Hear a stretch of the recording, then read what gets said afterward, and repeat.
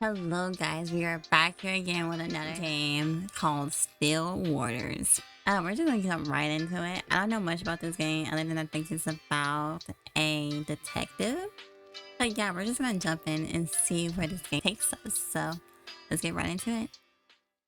二人の間通り過ぎた風はどこから寂しさを運んできたの泣いたりしたその後の Okay, let's start the game. This is a work of fiction. The resemblance to any real-life people is purely coincidental. This game contains depictions of horror, mature themes, violence, and strong language. Viewer distraction is advised. I'm sorry, but I can't stay here anymore, Nina. I feel like I'm going crazy. Calm down. If we can just talk it out. So many strange things keep happening after another. Every day there is this darn dripping sound. I thought it was just something leaking at first, but I check every faucet, every ceiling, every pipeline, and still I hear it everywhere, constantly echoing in my ears. Oh, but the water. I find random pools of water just appear out of nowhere, just like the dripping. But it's at night. It's at night when it comes. I don't know if it's my paranoia, but I swear I could hear footsteps walking along the hallways, walking on pools of water. They walk, and they walk, upstairs, then downstairs. Wow, she's caretaker going crazy. And it goes on and on and on and on like that. But somehow, it does come to an end. And it ends all in the front of your grandfather's room. I know that this is a lot, but you have to believe me. No matter how many times I clean, it just won't end. I can't stay here anymore. I'm sorry, Nina. It's okay. I understand. Thank you for taking care of my grandfather. Nina, please listen to me. I don't know what's happening around here, but the woman on the phone cautiously looked around before speaking again in a hushed tone. Something terrible is lurking through this house. I don't know what it is, but please, as soon as you get back, take your grandfather and just leave this place. I can't just leave. That's my home. Please, Nina, this place is not safe. I don't know what you saw, but I can't just leave things like this. Okay then, don't heed my warning. Come here and see it for your freaking self. And then freaking regret all your actions. I tried to warn you. It's my home. It's my home.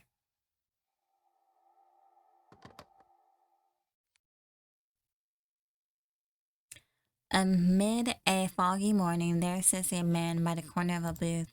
He drinks black coffee and, depending on his mood, occasionally orders a donut. And today it was just black coffee. Oh, here you go. Ugh. I swear I've never seen that amount of paperwork in my life. A freaking mountain worth of it. You're a valuable member of our team, Hugo. My foot. I'm starting to believe that I was bamboozled into joining their agency. Hugo Lawrence, age 30, takes a good look at his cup of joe and chugs it all in one sitting. He then continues to grumble to himself about last night's grueling work at the office. I really need to find a different job.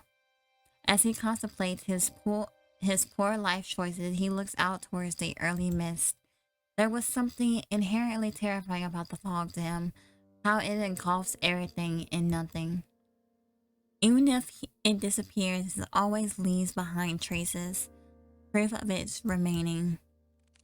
Even in a quaint little town like this, I can't even run from my fate, I guess. Hugo finally stares at the kapow new paper clipping he put together. Some of them from the recent events, but mainly all were past headlines of missing persons cases. No matter how many times I see this, it's still just as hard to look at. Just in cases after case, he can't help but remind himself that there is a reason for all of this, an all too personal reason. Seeing strange things come with a price. Also, can he like seeing ghosts and stuff? In the end, I'm the one doing this to myself. Sounds rough. Mind if I join? An annoyingly familiar voice interrupts his train of thought. He slowly looks up to see the one responsible, although reluctantly. Oh, good morning, Hugo. You're kind of attractive. Oh, good morning, Hugo. Hugo scowls and turns away from him. He then gathers the files and shoves it back into the binder. Meanwhile, the tall man takes this as an initiative and sits at the opposite end of the booth. He greets the waitress passing by and orders himself the healthiest body breakfast special with an extra plate. That's a lot. As usual, the waitress is happy to oblige and goes back to the counter to relay his order. The man then looks back at Hugo. He sees the empty cup and the now jumbled newspaper clipping, all the while Hugo is trying to ignore him. You really should eat something with that black coffee. Not ordering any donuts today? I'm fine, Noah. I'm just not in the mood, okay? Not even a little. There's a momentary silence between them before Noah disturbs it once more. Well, too bad for you. I ordered a big breakfast for the two of us. Two? As if the word could grace Noah with an even more perfect punchline, the food arrives. Why the heck did you order for the two of us? Just eat what you want to eat. Don't worry about me. Whoa, this looks so delicious, right, Hugo? Are you even listening to me? Come on, we both know that if you don't eat now, who knows when you will, and I'm not about to let you faint again. So open wide. Noah De Leon, age 27, a natural-born charmer, is just as equally persuasive as he is threatening. With a pensive look, Hugo finally gives in and eats the generous spoonful without further complaints. It's good. Right? Good food will always help cheer you up. Darn him, I got swept away again. Oh, by the way, the chief will be out for a business trip. She mentioned it will be for a couple of days. When did she tell you this? I didn't hear anything about it. Yesterday, I think. Yesterday? She told me to sort out the cabinets yesterday. She didn't mention anything about a business trip. I guess it was a pretty sudden one. Well, I mean, she did tell me to tell you. And lucky me, I know where you go every morning. You know what? I'm not surprised anymore. Well, what do you want to do? We technically have the day off. I'm gonna head back to the office. There's a couple of boxes I didn't get a chance to sort out. In that case, I'll come with you. Why? You could just rest for the day and pass up this opportunity to get to know you better? Quit it. At their enlightening banner, the two of them finish their breakfast, pay for their meals, and head to Hugo's car. As Noah opens the door to the passenger seat, he notices a blood hound sleeping inside. The big dog stirs. Oh, it's adorable. I love this art style. It's so cute. The big dog stirs at the sound of the car opening and lazily stares at Noah. I'm sorry, big boy guy. He then closes the door while trying not to make too much noise to disturb its occupant, Kobe. At the sound of his name, his heavy-lidded eyes slowly peek to see who calls for him. It is his one and only partner, his human. Aw, Kobe's so adorable. This is so cute. He's adorable. As if finally realizing who he is or where he is, the old bloodhound stirs up from his sleep, pounces at Hugo, and proceeds to wag his tail uncontrollably. Aw. Good morning again, Colby. Had a nice nap. Colby, 8 years old, Hugo's most faithful and loving partner in crime, has the biggest tendency to just sleep all over the place. No one who is witnessing all of this from the back seat chuckles to himself. He is amazed and slightly defeated at Hugo's sudden surge of energy. It doesn't matter how many times I try. When it comes to boosting up his mood, no one can beat Kobe. Aww. Agency 7:50 a.m. The three head back to the office, the space just the same as Hugo left it. A decent organized mess. To his credit, for the amount of boxes he painstakingly went through, he believes he did a fair job, although it could have been better. Whoa, you really outdid yourself, Hugo. It looks less crowded. Shut it, will you? I said I was gonna get to it. Thanks, boy. Aw, you doggy. Before Hugo could continue to give deserved head pass, he noticed someone. A woman stand timidly, peering outside from the storefront. The woman appears a bit frantic, disheveled and wearing. Can go back. Disheveled and wearing ill-fitted clothes. She appears to be distressed about something. When she finally makes eye contact with Hugo, she immediately rushes in.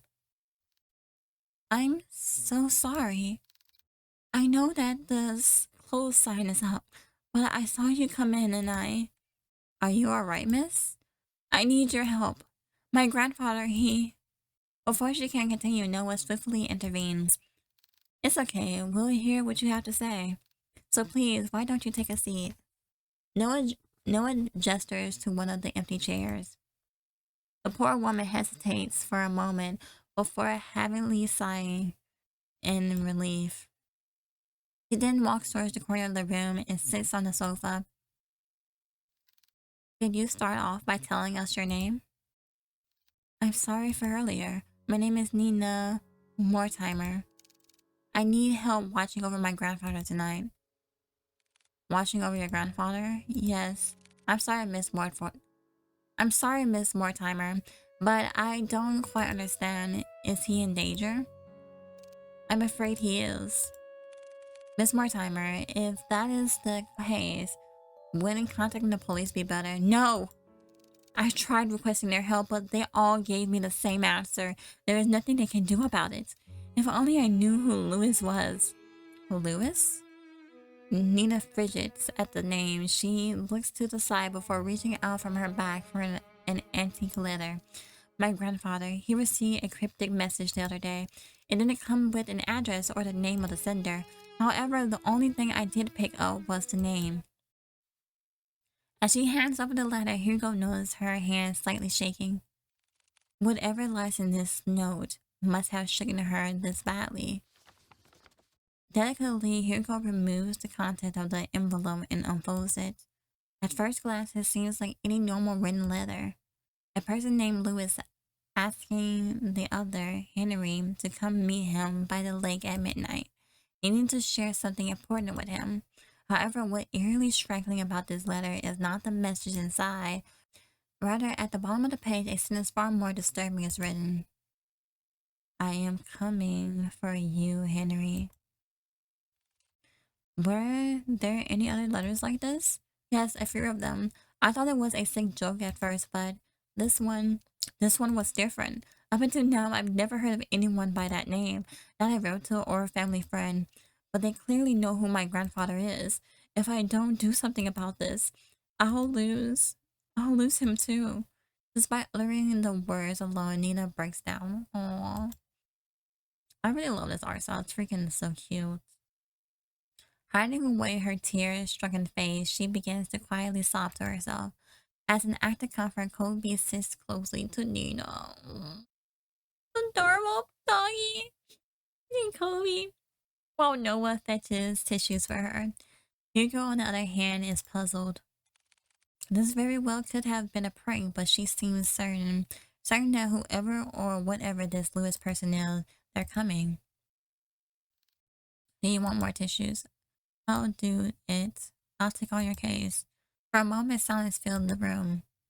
Only stares are directed at Hugo until Nina finally stands up and walks towards him. You'll take it? Hugo simply nods. Thank you. Thank you. You don't know how much this means to me. We're glad to help, miss. Nina is fine. Well, Nina, we'll do our best. Nina slightly smiles at Hugo before reaching into her bag once more and taking out a note. This is my address. 4970 Church Street. I'll be sure to greet you once when you get there, detective. She politely bows once more before heading to her car and drives back home. Once out of sight, Hugo turns to look at his clustered desk. Still messy, but but presentable. I guess I'll have to sort these out later again. Car, 5:30 p.m. It's raining. From the ongoing downpour to the quiet hums of the car, they sit in silence. Still miles off from their destination, Hugo constantly checks the rearview mirror. Noah, who usually chats his ear off by now, sits completely silent. He looks out to the passing streetlights, reserved and distant. Hey, you're a lot quieter than usual. What's wrong? This is a surprise. Have you been looking at me, Hugo? No, you idiot. You usually just talk a lot, that's all. So, do you miss me talking a lot? Just say it. I don't want to offend Nina earlier, so I kept quiet until she finished.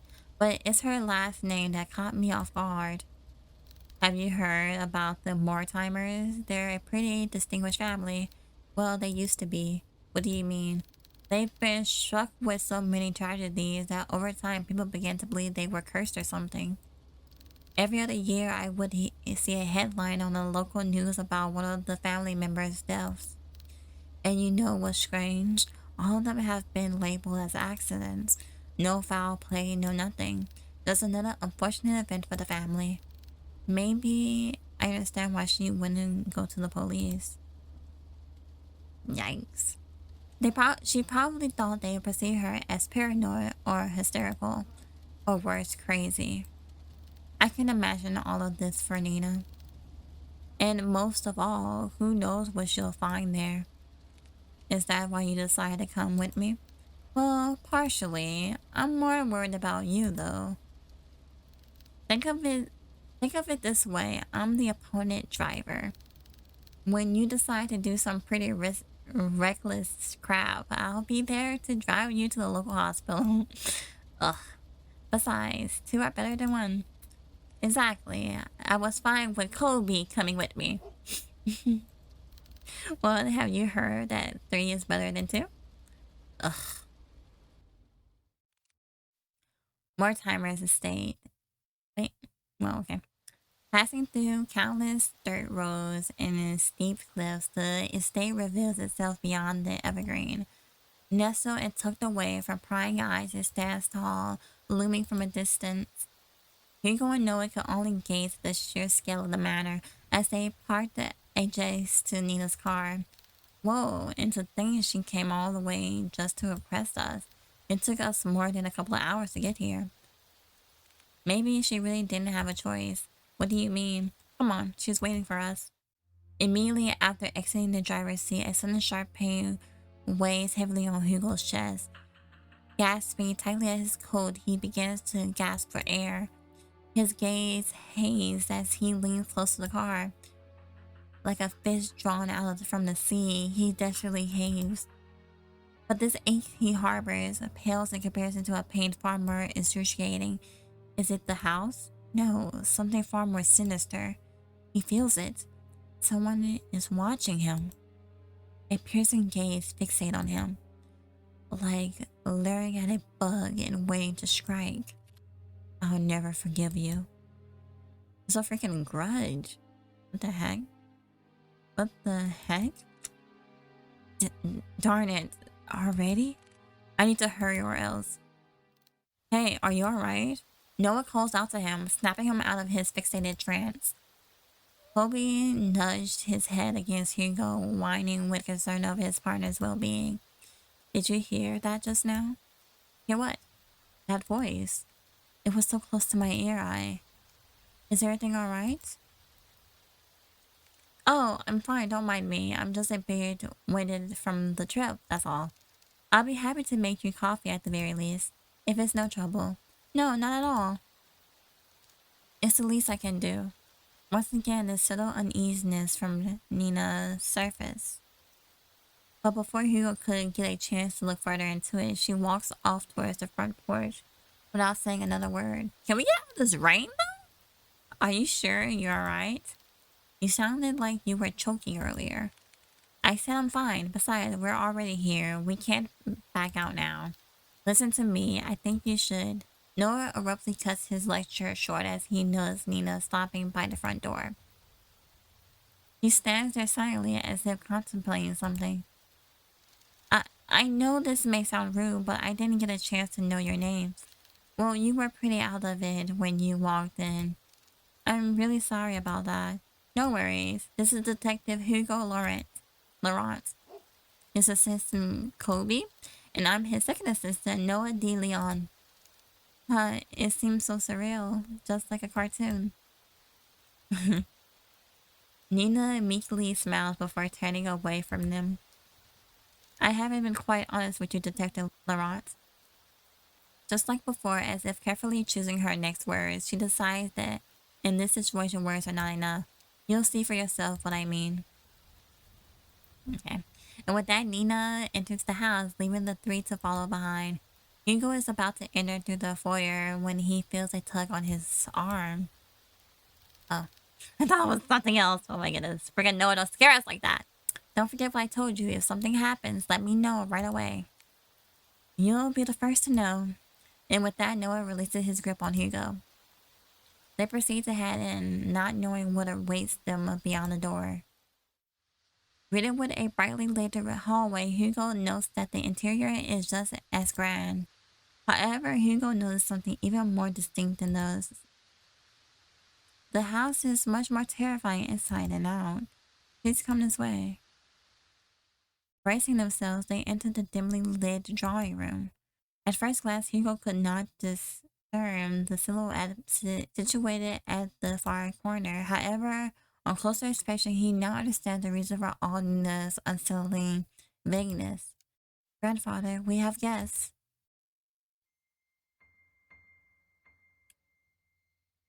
Standing on the armchair is a young man. He is dressed in a white-collared down-dress shirt, tucked in with sagged and black penny loafers. Staring only at the window, the young man sits there dazed with little acknowledgement of the people around him. It's kind of hot. Wait, no, that's not. Bro, but no, look at him though. Still motionless like a doll. Grandpa, these are the people I spoke of. This is Detective Laurent and his two assistants, Colby and Noah. They're going to help us. Even after introducing them to the head of the Mortimer estate, Hugo and Noah could not help but feel unnerved. The man before them is supposed to be frail and older than any of them, and yet here he remains forever unchanging, forever young. They come a long way, so I'll be making some coffee. Would you also like some, Grandpa? The young man still does not reply back, never glancing at Nina or anyone else in the room, only fixated on the rain. I'll be sure to make a cup for you too. She then timidly gestured to Hugo and Noah back to the foyer. Then bearing more questions, the two follow Nina outside. But before they leave the drawing room, Hugo takes one last look at the young man. There is an all too familiar air about Henry Mortimer. His eyes, they're similar to his own. Whatever he must be longing for, Hugo knows it will not end well.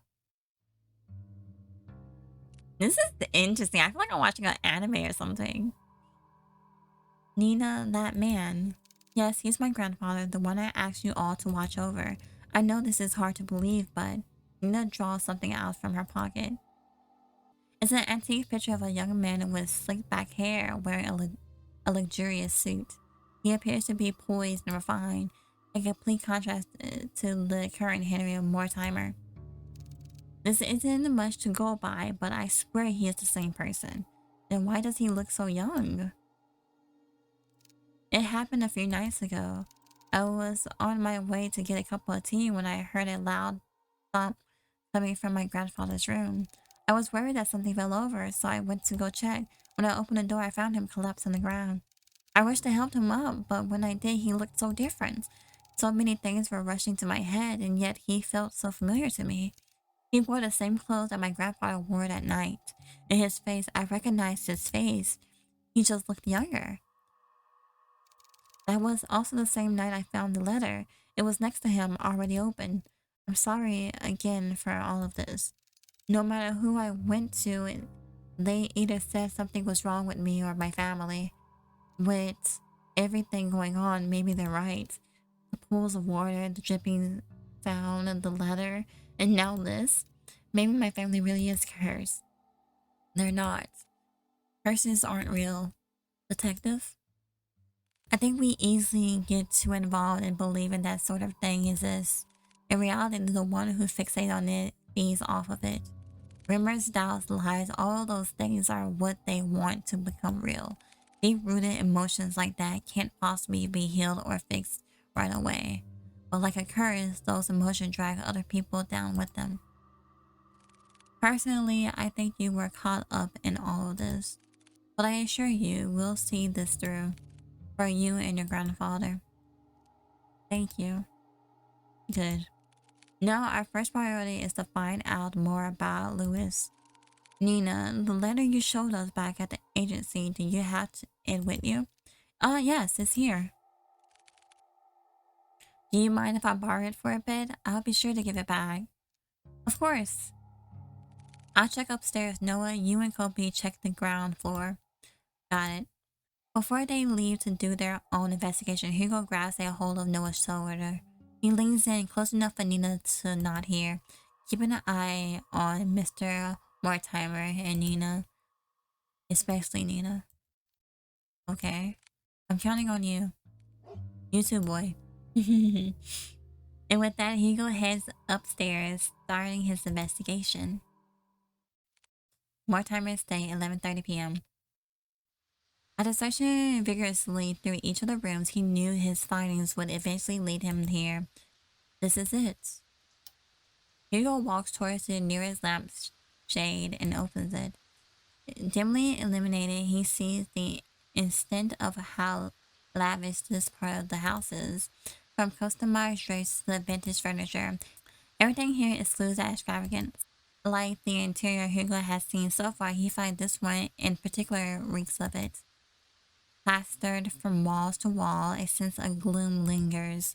It's as if the room itself is smoldering, despite its preserved nature. I need to hurry. I don't want to stay here for too long. Mortimer Estate, 11:50 p.m. He searches and searches, still with no sign of anything. Not one thing pertaining to Lewis. Darn it, nothing. It's as if he cleared out everything, just blank everything. No, it has to be here. I'm just missing something. He ponders again before remembering the letter. This is the only proof Lewis exists so far. I'll try to read it again. Maybe I overlooked it. And he takes the letter out from the envelope. He knows a change within. Bearing no foreboding thread at the bottom of the page, it looks just like a regular letter. What the? If you can't come, then I understand. It's pretty dready after all. But if I can ask one last favor of you, did you keep my locket? I know this is selfish of me, but I'd like for you to have it. I'd be happy knowing it's with you. Thank you for everything, Henry. Forever yours, Lewis. This is the same Lewis?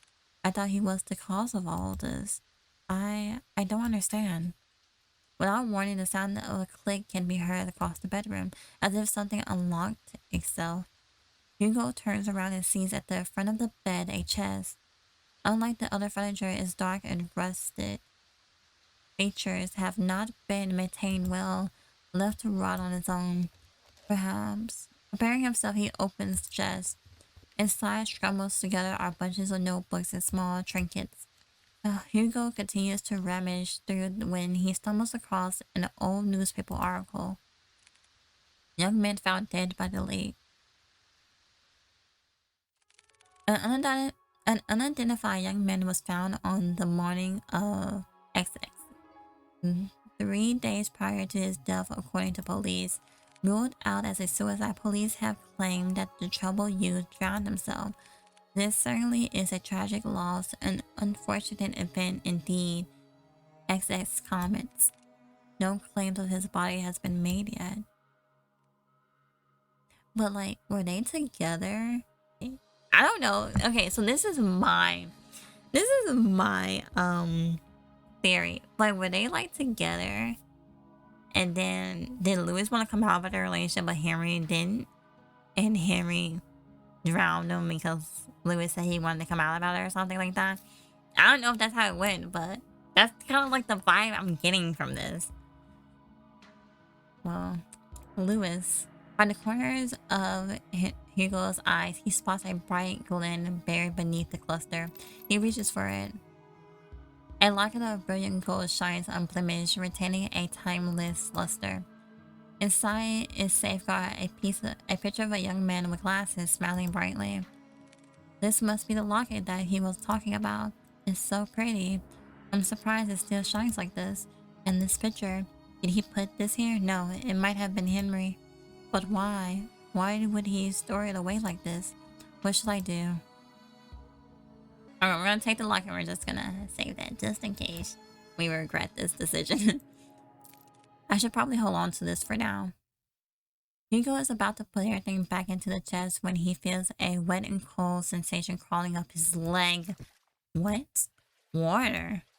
A pool of water relentlessly spread across the floor, already seeping into the chest. Darn it, no! Suddenly the lights shut off. A scream is heard, followed by a parade of shouts. Hugo is about to call out to Noah, but stops at the sight of a pale feet before him. Looming over him stands a tall and ominous figure. Please don't scare me. His face is shrouded in complete darkness, devoid of any human emotion. Okay, I'm sorry. I took the locket. You said you asked Henry to keep it, not me. I'm just gonna give it to him. Okay, I'm sorry. I'm so sorry. It appears as a young man, but Hugo knows that it's far from it. No, this very thing is trying to intimidate a human form, trying to be human. Hugo could only stare back. Paralyzed with fear, he is forced to watch the horror as it slowly creeps towards him. Please don't show me. It's just like before, the sensation of someone staring at him from within, but this time it's drawing closer, inching ever so closely. The words to call out to Kobe or Nora fail to reach out. Lodged in his throat, he struggles in pain. His breathing shallow, he tries to force his body to move. Oh no, don't show it. It's showing it. And then it stops. Looking down at Hugo, filled with nothing but malice and contempt, it speaks. Stop, stop, stop, stop. What did it say? Huh? Wait, what's the log? History? Don't get in my way. Okay. All of a sudden, the door to the bedroom slams shut and the entity disappears. The tension from his body finally releases its agonizing grip and he gasps desperately for air. His vision blurred and breathing jagged. He staggers towards the door. He yanks at the handle several times, but it's tightly jammed. Noah! Kobe! To his dismay, he is only greeted with silence at the other end of the door. From a distance, he faintly hears the sound of Kobe relentless barking as it gets farther away from the house. What? Hugo rushes towards the window. He tries to pry it open, but just like the door, a heavy force prevents him from doing it. Frantically looking around the room, he spots a nearby chair. Without a moment sooner, Hugo grabs the chair and starts to strike the window. Bit by bit, the window cracks, gets larger with each blow, splitting off smaller pieces. What the heck is this thing made out of? Still trying to catch his breath, he musters all of the strength he has left for a final blow. Darn you, just break already. Clearing out the remaining glass jar, Hugo peers his head out to see any railings he can grab hold of. However, he discovered instead that the wall adjacent is covered in the ivy. And despite how heavy the rain has dramatically become, he reaches out for it, grabbing a handful of the vines. Carefully, he climbs out the window, gripping tightly and making sure he doesn't lose his footing. Yet, to his luck, the patch of vines he clutches starts to tear away from the wall. Out of desperation, he struggles to find his grip on another, but failed when his hand slips out of reach. Clamoring wildly as he loses grip on the ivy, he crushed land down onto a thick of bushes. Air forces out of him. He's uncontrollably trying to even out his breathing. But even that is laborious. An immense pain spreads across not only his back, but his entire body. I'm getting too old for this. Although his body screams out in pain, he forces himself up. There's still time. I can do this. I have to do this. With staggering feet and haggard breathing, he makes his way to the place where it all started. To the lake where this tragedy starts and ends. Mortimer Estate, 12:01 a.m. Finally entering through the park, Hugo calls out to Kobe and Noah. Kobe, Noah, where are you? He hears faintly the sound of barking and echoes of people yelling in the distance. He rushes towards the echoes, guiding him through the downpour. With his heart racing and blood rushing to his head, he finds his way to the lake. Drawing closer, he sees Nina giving chase to her grandfather. Unfortunately, she doesn't get too far as Noah stops her. Grandpa, stop! Grandpa! Let me go! My grandpa, he's... Nina, please, it's dangerous. You'll get hurt too. I don't care. I don't want to lose anyone anymore. It's at the instant Hugo shrugs against the water, pursuing it in Nina's stead. Hugo, don't. He's fall deaf to his ears. Not even the whines and worried cries of his partner could make him turn back. Determined, he tugs farther in. Nearing the deep end, he sees Henry Mortimer gazing directly at the abyss. He looks even more frail and disabled, as if all the life had been drained from him, surrendering it all to the lake. Before Henry could lean in, Hugo reaches out and tugs at his arm. Mr. Mortimer, listen to me. Nothing is waiting for you down there, so please come back to the shore with me. Motionless and unresponsive, he still stares deeply into the water. There are so many things we cannot afford to lose in our lives, and you're one of them. To Nina, you're all she has left. She needs you, Mr. Mortimer. Hugo felt it. A slight jolt from Henry's arm as if stirred by the mention of Nina. He slowly turns to face Hugo. Nina? However, just as cruel and violent as the storm, Henry jerks back, wrenching his arm away from Hugo's hold on him. All of this is my fault. If only I got to Lewis sooner, then none of this would have happened. Henry inches even closer to the edge. Lewis, I'm sorry.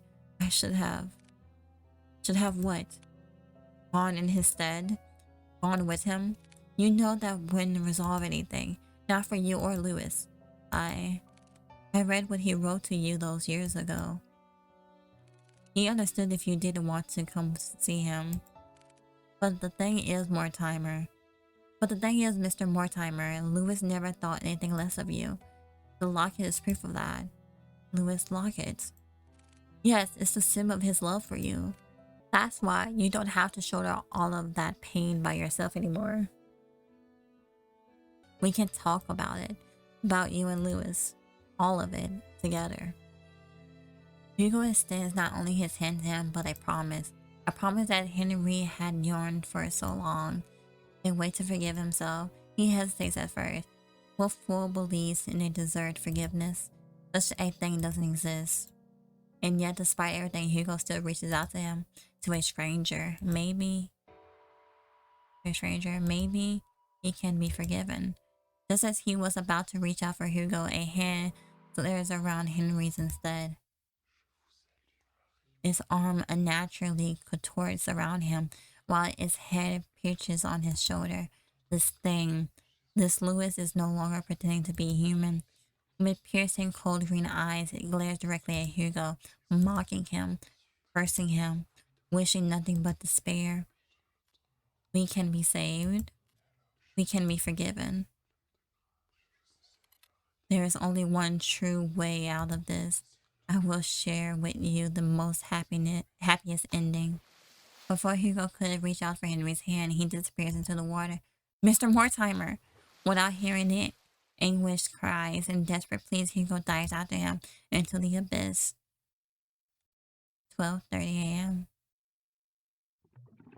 Plunging into icy water, Hugo feels shocks running rampant throughout his body, like spikes continuously piercing from his leg to the tips of his fingers. Fiercely and unyielding, his chest tightens and his heart races as he begins to kick his legs. Hoping whichever way he goes, he finds his way to Henry. Swimming deeper and deeper in, he sees faintly a figure slowly descending into the darkness. As he finally gets closer to Henry, long snake-like arms stretch across the void and grabs Hugo's neck, violently squeezing all the air out from him. He tried desperately to wrench his hands away, but with each struggle, Hugo's movements began to weigh heavily and heavier. Lewis, where are you, Lewis? Is looking for Lewis? Digging deep into his coat pocket, he gasped tightly in his hand the locket that Henry kept it and had long forgotten. Holding it out as it shines ever so brightly in the dark. I made the right decision earlier.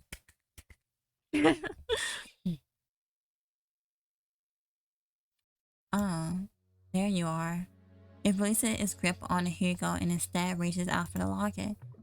Taking this as a chance, he drops the chain and kicks with all his might to grab Henry's arm. With his heart burning and his body screaming, he swims desperately to the surface. Almost there, I just have to. As the light from the surface begins to blur, Hugo makes one last attempt to reach for it. With his limbs worn out and his energy spent, this is all he can do. Before he loses his consciousness, he notices a figure swimming towards him, getting closer and closer, and then everything fades to black. Drifting along with what feels like an endless sea, Hugo courses through waves after waves, not knowing where he's going or caring for that matter. All he knows is that he's very, very tired. How long has it been since he had a good night's sleep rest? It's been so long. Maybe I should take that rest now. I like that so much. I agree that you deserve it, but not here. I'm sorry for startling you. I just wanted to see you before I go. Lewis, you've done so much for me and Henry. Thank you. No worries. From a far off distance, a voice cries out to him, beckoning for him to come back. Well, I guess this is it. Take care, Hugo. Blake. With his eyes closed and his senses still returning, he feels the constant tug and licks of a certain bloodhound, whining as he tries to wake up his partner. Aww. Hugo! He also hears another familiar voice, so too annoyingly close for comfort. Eyes shot right open, he jerks up. Confused, Hugo looked around before he coughs up the remaining water in his lungs. Are you alright? Noah starts to pat his back while Kobe continues to whine over Hugo. What happened? Where's Mr. Mortimer? He's safe, so is Nina. They're both okay. The police and the ambulance should be arriving soon. Thank goodness. Isn't there more you have to say to me? Instead of thank goodness, I swear you don't listen to a darn word I say. I'm sorry, Noah. Exhausted, he lets out a sigh. He then continues to pat Hugo's back aggressively when someone approaches them. Detective Laurent. Oh, Nina. There's someone I want you to meet. Behind her stands an elderly man. Feral in stature, he timidly looks aside plaintively as he ponders to himself. Although his youth has long faded, his eyes are what catches Hugo's attention. They're no longer a piercing and vicious green, only eyes just like Nina. Hello, Mr. Mortimer. Detective? I never got the chance to say goodbye to him. I always thought about it every day. What if Louis lived on in this world? What if he stayed a little longer with me? It's because of that constant mindset I dragged everyone down. And I kept hurting not only me, but Nina especially. I was the one who kept hurting her, the one to blame for all of this. But you, someone I never met, still went out of your way to save me. Not knowing my burdens or my faults. Thank you. Hugo reaches out to Henry and smiles brightly at him. It's my pleasure, sir. Before he lets go, Henry tugs at Hugo's hands one last time. I hope that someday you two will overcome it. The next day at 8 a.m. Well, good morning, Hugo. You're bright and early. Morning. With much haste, Hugo resumed writing on his notepad. Although by closer inspection, he looks like he's going to combust any moment. Are you writing up the report? Without looking up, Hugo responds back, yeah, for the most part. You still need to write yours too. I will. But since I haven't had a breakfast yet, and I don't like eating by myself, let me guess, 2 is better than 1. Bingo. Whoa, Hugo. You're really catching on. I'm so proud of you. Hush, shut it, will you? I swear, if only I hadn't fallen off from that darn window, maybe my report would have been shorter. Before Noah could begin to cut the bacon, he pauses at the mention of Hugo's report. Oh yeah, by the way, mind telling me what happened to the Mortimer's window? I broke it. Well, that's obvious to me. What I don't understand is, why is it broken? Do you know how much it costs to repair a window like that? I know. It was really dumb of me. I'm sorry. Besides, I told Mr. Mortimer about it before we left. Honestly, I was expecting an earful from him. And also the build. And surprisingly enough, he said it was okay. It better be okay. We just saved you from like a whole phantom or what. That's like, I don't know what that thing was. But, yeah. Surprisingly enough, he said it was okay. So what, you just called it a day after all that? Thank you so much, Mr. Mortimer. You broke it, you pay for it. Would you chill? Of course I'll pay for it. But each time I kept insisting, he just shrugged it off. Said that we already went through a lot for him. So this was nothing in comparison. Ugh. You know what? He's right. After all that we went through, I deserve at least a nap. Hugo puts down his pen and proceeds to head for the couch. Kobe follows after him. Wait, what about breakfast? I'll eat it later. It's nap time now. Heavily sighing, Noah sits aside the food on his desk and joins the other 2 at the couch. Ah, that's so cute! Ugh, I'm getting old. I mean, you are old. Shut it. Kobe whines, asking for head scratches. Ah, sorry, boy. Finally, Hugo scratches the back of Kobe's ear as he leans closer to Noah. You know, I'm glad that you came along yesterday. Oh, what's this? Are you getting chummy with me now? Call it chummy or whatever, but I really mean it. And you had to save us back there. Look, I told you before. I'll be there whenever you get yourself into ridiculous crap. Besides, didn't you say this was nap time? Get some rest. You deserve it. You too. This is pulling on my heartstrings. A calming silence fills the room as the 3 fall deeper into sleep. No big parties or celebrations, just each other's comfort and sharing a small but rewarding night's rest. Good end, a nice rest. I got the game! Thank you for playing. No, thank you for freaking making this game. That was freaking, I love this so freaking much. Honestly, creator of this game, you should make this into a whole series. Like, make like different episodes part. This is such a great game. I freaking love it. I love the atmosphere that you build up and everything. It's such a great game. I freaking love it. One of my favorite games that I played today, honestly. But yeah, that was Stillwaters. Guys, check it out if you would like to see maybe a different ending or want to experience this for yourself, I highly recommend this. I really freaking love this game. Just like the storytelling, the art style, the build up to the end. It was such a nice game. I really enjoyed that. And with that, we will close the video. Thank you all for watching, and I'll see you guys in the next one. Bye. They're so adorable.